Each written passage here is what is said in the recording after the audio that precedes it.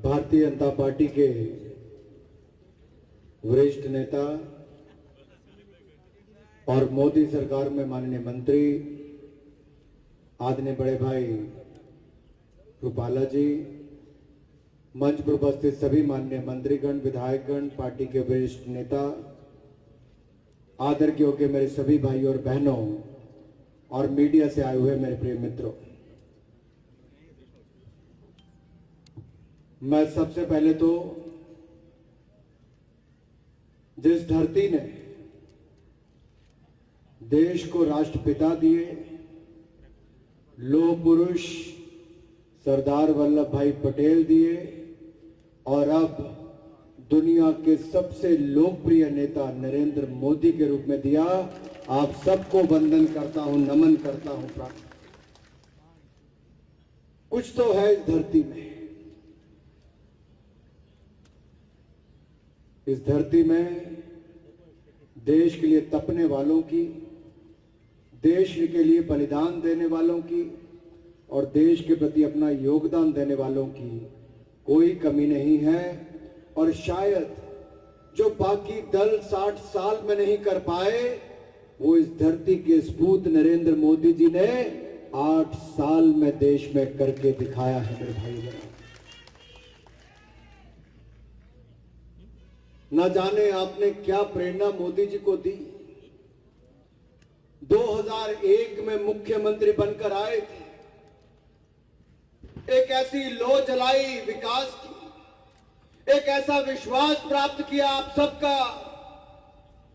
2001 से लेकर 2014 तक गुजरात की भूमि से विकास जो चला, पूरे देश के लिए विकास का मॉडल कोई बना तो गुजरात का विकास का मॉडल पूरे देश के लिए बना मेरे भाइयों। और ये गुजरात का मॉडल, ये एक ऐसा मॉडल था जिसने 1984 के बाद 1984 में भी इंदिरा जी की हत्या हुई थी, तब जाके 400 सीटें कांग्रेस ने जीती थी। 1984 के बाद किसी को पूर्ण बहुमत नहीं मिला था, लेकिन ये मोदी जी का गुजरात का विकास का मॉडल था जिसने पूरे देश भर में धूम मचाई थी। और जब भारतीय जनता पार्टी ने मोदी जी को प्रधानमंत्री पद का उम्मीदवार चुना तो देश की जनता ने थोड़े नहीं 282 सीटें जिताकर मोदी जी को देश का पूर्ण बहुमत से प्रधानमंत्री बनने का अवसर दिया। 1 साल नहीं 5 साल तक मोदी जी ने देश को आगे बढ़ाने का काम किया। जो पहले सरकारें वापस नहीं आती थी, फिर पूर्ण बहुमत की सरकार पहले से ज्यादा सीटें जीतकर नरेंद्र मोदी जी के नेतृत्व में फिर सरकार देश में बनी। मेरे भाइयों, कुछ तो है गुजरात की धरती में, कुछ तो है गुजरात के मॉडल में, जो देश में ही नहीं आज दुनिया के सबसे लोकप्रिय नेता के रूप में गुजरात का सपूत नरेंद्र मोदी दुनिया का सबसे लोकप्रिय नेता बनकर उभरा है। लेकिन उस बेटे को गाली निकालने वाले, नीचा दिखाने वाले, कोई नीच बोलता है, कोई कुछ बोलता है, कोई चाय बेचने वाला बोलता है, लेकिन हिंदुस्तान की जनता बहुत समझदार है। जब कांग्रेस ने 2014 में कहा कि मोदी चाय बेचने वाला है, तो देश के लोगों ने देश बेचने वाली कांग्रेस को घर बिठा दिया, ईमानदार चाय बेचने वाले को देश का प्रधानमंत्री बना दिया। एक गरीब मां के बेटे को, जिसने गरीबी देखी थी, मां को बर्तन मांजकर भी परिवार को पालते हुए देखा था, उसने गरीबों को गरीबी रेखा से बाहर निकालने का किसी ने काम किया। तो जितने लोग 20-20, 30-30 साल में नहीं कर पाए, उससे ज्यादा मोदी जी ने गरीबों को गरीबी रेखा से बाहर निकालने का काम पिछले 7 वर्षों में करने का किया है। यह नरेंद्र मोदी जी की सरकार है।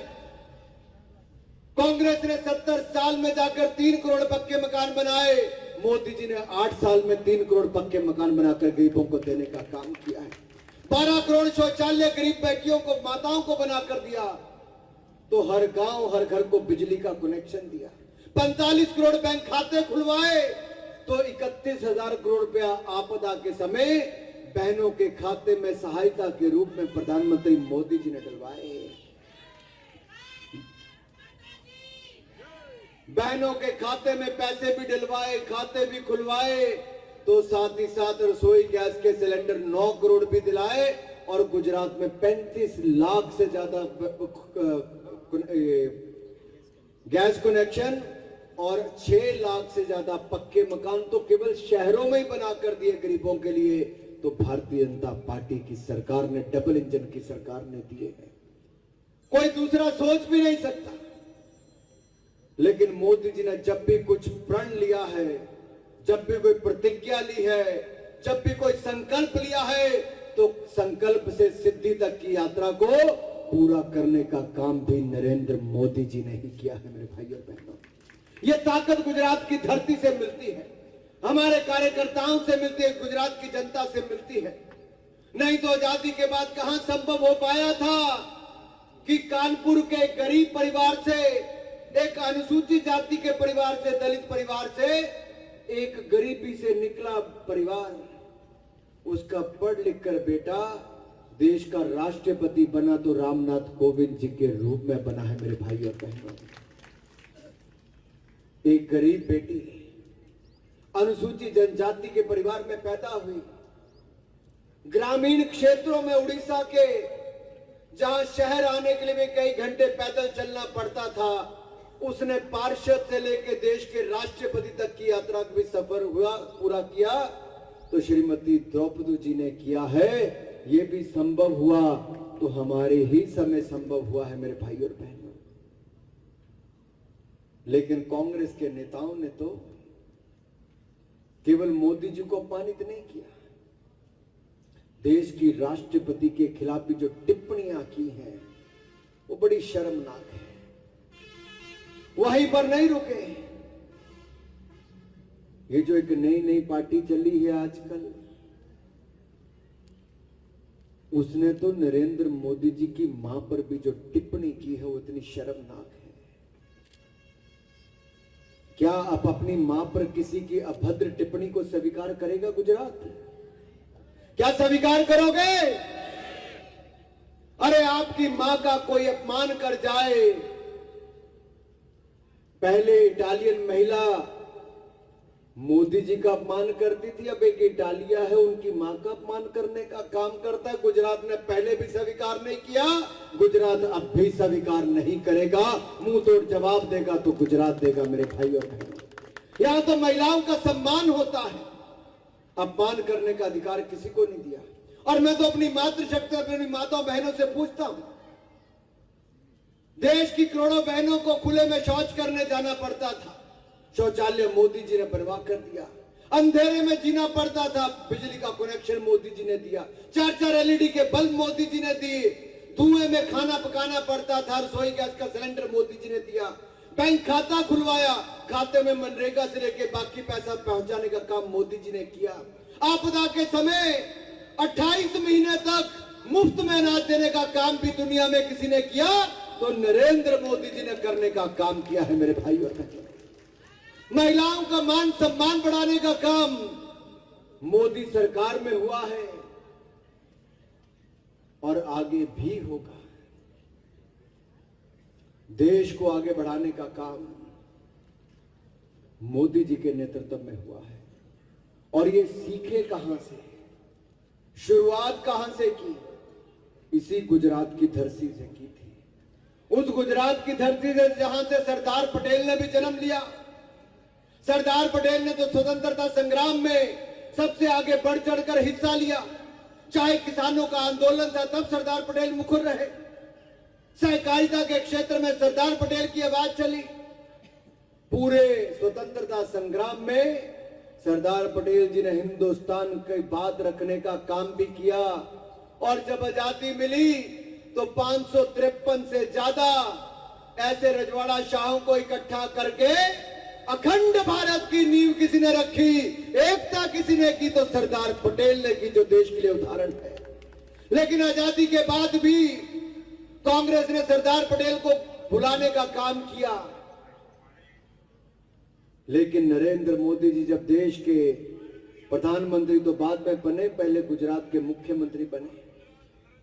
सरदार सरोवर बनाने का काम किसने किया? नरेंद्र मोदी जी ने किया। रिवर फ्रंट बनाने का काम किसने किया? नरेंद्र मोदी जी ने किया। सरदार सरोवर डैम पर दुनिया का सबसे बड़ी प्रतिमा स्टैच्यू ऑफ यूनिटी किसी ने बनाने का काम किया तो भी नरेंद्र मोदी जी ने किया है मेरे भाई और बहनों। ये गुजरात ने देश और दुनिया को राह दिखाई है। ये जो दुनिया में कोई नहीं कर पाया वो गुजरात ने करने का काम किया है। आज भी 31 अक्टूबर को सरदार पटेल की जयंती पर पूरा देश रन फॉर यूनिटी मनाता है, एकता दौड़ लगाता है। उसी संकल्प को एक भारत श्रेष्ठ भारत उसको आगे ले जाने का काम करता है। ये गुजरात की धरती में ताकत है जिसने भारत को एकता एकजुटता के साथ आगे बढ़ने का सिखाया है। मित्रों, हम तो जहां पंडित दीनदयाल उपाध्याय जी का अंत्योदय की योजना पर काम करते थे कि गरीब को जो पंक्ति के अंत में खड़ा है, जो अनुसूचित जाति से है, जनजाति से पिछड़ा है, वंचित है, गरीब है, शोषित है, पीड़ित है, उसके लिए समर्पित किसी की सरकार है तो नरेंद्र मोदी जी की सरकार है। और उसी अंत्योदय से लेकर आत्मनिर्भर भारत तक की सोच किसी ने रखी तो मोदी जी ने रखी। ये जो मोबाइल फोन आप हाथ में लेकर वीडियो बना रहे हैं, ये कभी दूसरे देशों से आता था। 5 साल के अंदर भारत सबसे बड़ा आयातक होने से अब दूसरा सबसे बड़ा निर्माता बन गया है। ये भारत की ताकत है जो नरेंद्र मोदी ने करके दिखाई है। अब अलग अलग क्षेत्रों में दवाइयों के निर्माण की बात हो या दवाइयों के रॉ मटेरियल की बात हो, उसमें भी भारत अव्वल दर्जे पर आने की बात करता है। अलग अलग क्षेत्रों में भारत आगे बढ़ रहा है और मुझे पूर्ण विश्वास है मोदी जी के नेतृत्व में भारत ऐसे ही आगे बढ़ता रहेगा। और गुजरात जो सबसे आगे बढ़ता है, गुजरात का मॉडल जो देश को इस नई दिशा दिखाता है। आज अगर मैं गुजरात के कोने कोने में जाता हूं, पूछता हूं भाइयों क्या है, तो जो समर्थन मिलता है, जो भारतीय जनता पार्टी की डबल इंजन सरकार के विकास और विश्वास की गाथा पूरे प्रदेश में चल रही है, एक ही आवाज आती है, भरोसे नहीं भाजपा सरकार, भरोसे नहीं भाजपा सरकार। ये भरोसा है भाजपा की सरकार पर मेरे भाई और बहनों, ये भरोसा है भारतीय जनता पार्टी के नेतृत्व पर। कहां दंगे होते थे कांग्रेस की सरकार में, कहां कर्फ्यू लगता था कांग्रेस की सरकार में, कहां आपराधिक घटनाएं होती थी कांग्रेस की सरकार में, कहां बहनों पर अत्याचार होता था कांग्रेस की सरकार में। जब से मोदी जी 2001 में आए, कर्फ्यू भी बंद हो गया, दंगे भी बंद हो गए। अब केवल विकास विकास विकास और केवल विकास की ही बात होती है। ये भारतीय जनता पार्टी के साथ होती है मेरे भाई और बहनों। और इस गुजरात गौरव यात्रा की शुरुआत 2002 में नरेंद्र मोदी जी ने की थी। आपने तब भी समर्थन दिया था गुजरात की जनता ने, 2017 में भी आपने समर्थन दिया, 2022 में तो इस डबल इंजन की सरकार को पिछले सारे रिकॉर्ड तोड़कर इतना कमल खिलाओ कि देश में एक आवाज चली जाए कि 2014 में भी मोदी आए थे, 2019 में भी मोदी आए, गुजरात ने नींव रख दी है, 2024 में मोदी 400 से ज्यादा सीटें जीत कर आएंगे मेरे भाई और बहनों। करने वाला गुजरात का नहीं करने वाला है। कमल खिलाओगे, कमल का बटन दबाओगे, जिसने मन बना कमल का बटन दबाने के लिए जरा हाथ खड़े कर दे और जरा मेरे साथ जोरदार नारा लगाएंगे अगर कमल खिलाना है तो। बोले भारत माता की, भारत माता की, भारत माता की, वंदे वंदे वंदे। मोदी जी को जय श्री राम, मोदी जी को जय श्री राम, रूपाला जी को जय श्री राम, जय श्री राम, गुजरात वासियों को जय श्री राम, जय जय श्री राम। मित्रों, सोमनाथ को जिस तरह से तोड़ा गया, लूटा गया, अगर वापस सोमनाथ को बनाने का काम भी हुआ तो गुजरात की धरती से यहीं के नेता ने किया है। सोमनाथ से केदारनाथ की बात हो, महाकाल लोक की बात हो या अयोध्या दान की बात हो, काशी विश्वनाथ की बात हो, अपने गौरवशाली भारत को मान सम्मान देने का काम किया है तो नरेंद्र मोदी जी ने किया है, जो गुजरात की धरती से गए हैं। क्या आप इस मान सम्मान को, गौरव को आगे बढ़ाना चाहते हो? बढ़ाना चाहते हो कि नहीं बढ़ाना चाहते हो? अगर इसको आगे बढ़ाना है और देश के गौरवशाली इतिहास को देश दुनिया तक पहुंचाना है, नई अर्थव्यवस्था को खड़ा करना है, नए भारत का निर्माण करना है, तो 2022 में गुजरात में कमल खिलाओ, 2024 में देश कमल खिला देगा, मोदी जी को एक बार फिर देश का प्रधानमंत्री बना देगा। इसलिए संकेत, मैं तो हिमाचल से आया हूं, हिमाचल से हमीरपुर से चौथी बार का सांसद हूं। मोदी जी चंबा आए, ऊना आए, बिलासपुर आए, कुल्लू आए, लोगों ने पलकों पर बिठाया है। अगर हिमाचल ने पलकों पर बिठाया है तो गुजरात के लोग तो गदगद करके इतना वोट डालेंगे कि पूरा देश गदगद हो उठेगा, कमल खिल उठेगा मेरे भाई और बहनों। और ये जो लोग आज यहां पर नई नई आकर बात करते हैं, ये केजरीवाल जी बड़ी बड़ी बातें करते थे, मोदी जी के खिलाफ खड़े हुए, जमानत जब्त हो गई। उत्तर प्रदेश का चुनाव लड़ने के 403 सीटों के 403 सीटों पर जमानत जब्त हो गई। उत्तराखंड में खाता नहीं खुला और गोवा से लेकर मणिपुर तक भी आम आदमी पार्टी का सफाया हो गया, दुकान बंद करके चाबी हाथ में दे दी। गुजरात वाले भी खाता खुलने नहीं देंगे, उल्टे पांव भगाएंगे, क्योंकि गुजरात में कमल कमल और कमल ही खिलाएंगे मेरे भाई और बहनों। इनके पंजाब में सरकार बनी, 2 महीने के अंदर स्वास्थ्य मंत्री को भ्रष्टाचार में इस्तीफा देना पड़ा। 4 महीने में 70 हत्याएं हो गई। गायक मूसेवाला को घर में मार दिया गया, गाड़ी में मार दिया गया, वहां पर दंगे फसाद हो गए। क्या ऐसे लोगों को बुलाओगे जिनके मोहल्ला क्लिनिक के बाहर गाय भैंस बंधी रहती है, डॉक्टर मिलता नहीं है, जहां पर आज भी टैंकर से पानी दिया जाता है दिल्ली में? अरे जो फेल मॉडल है, जिसको वहां के लोगों ने लताड़ दिया, वहां गुजरात कहां स्वीकार करने वाला है? कांग्रेस कहती है विकास, अरे भाई कांग्रेस तो 20 साल से विकास क्या करेगी, कभी यहां पर दिखी नहीं, देश में भी कब से खत्म होने की राह पर आ गई। इसलिए मैं कहता हूं,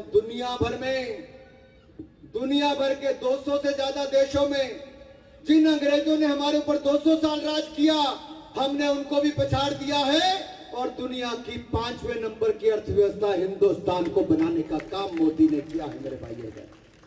इसको आगे बढ़ाएंगे, नए भारत को बनाएंगे, गर्वित गुजरात से, गौरवशाली गुजरात से, और गुजरात गौरव यात्रा के माध्यम से गुजरात की बात हम देश तक पहुंचाएंगे भाई और बहनों, देश तक पहुंचाएंगे। आप सब जुड़े इस शानदार कार्यक्रम के लिए सभी कार्यकर्ताओं को धन्यवाद और सभी मातृशक्ति को जो इतनी बड़ी संख्या में आई है, और मेरे भाई और बहनों को बहुत बहुत धन्यवाद। जय हिंद, जय गुजरात।